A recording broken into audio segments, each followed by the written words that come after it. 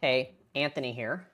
Let's talk about the Epstein files. Now, due to the seriousness of the subject matter, I'm not going to be playing games this time, and I've taken some notes. So, it's been 5 days since the initial release of the files. There have been 2 more batches of files released by the Justice Department, which, let's not forget, is still in contempt of Congress for missing the deadline.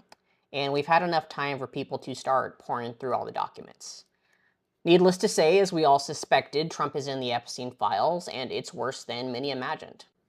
Now, there's a lot going on with the files. We could talk about the files that have Trump's name in them that were posted and then mysteriously removed by the Justice Department. We could talk about how the Justice Department said that many files were redacted to protect politically exposed people, like that's a protected class exempt from crime rather than a group that should be held to an even higher standard. We could talk about how some of the files are so poorly redacted that you can copy and paste them into a blank document to remove the redactions. But let's focus on what really matters. Trump is in the Epstein files, and it's not in some neutral manner like Susie Wiles or others have claimed. Here's what we've seen so far, and trigger warning.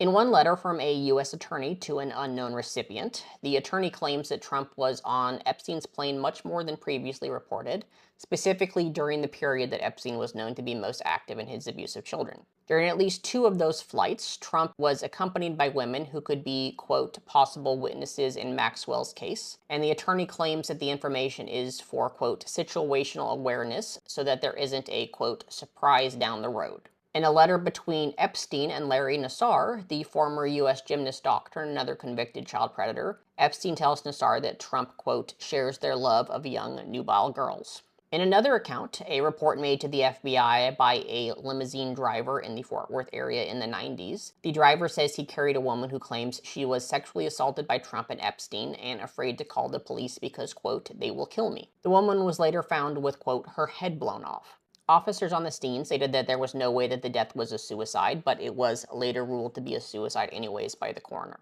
In another report, a woman told the FBI that in 1984, when she was 13, quote, Trump participated regularly in paying money to force me to redacted. I think we can all guess what that is. With him, and he was present when my uncle murdered my newborn child and disposed of the body in Lake Michigan. So there you have it.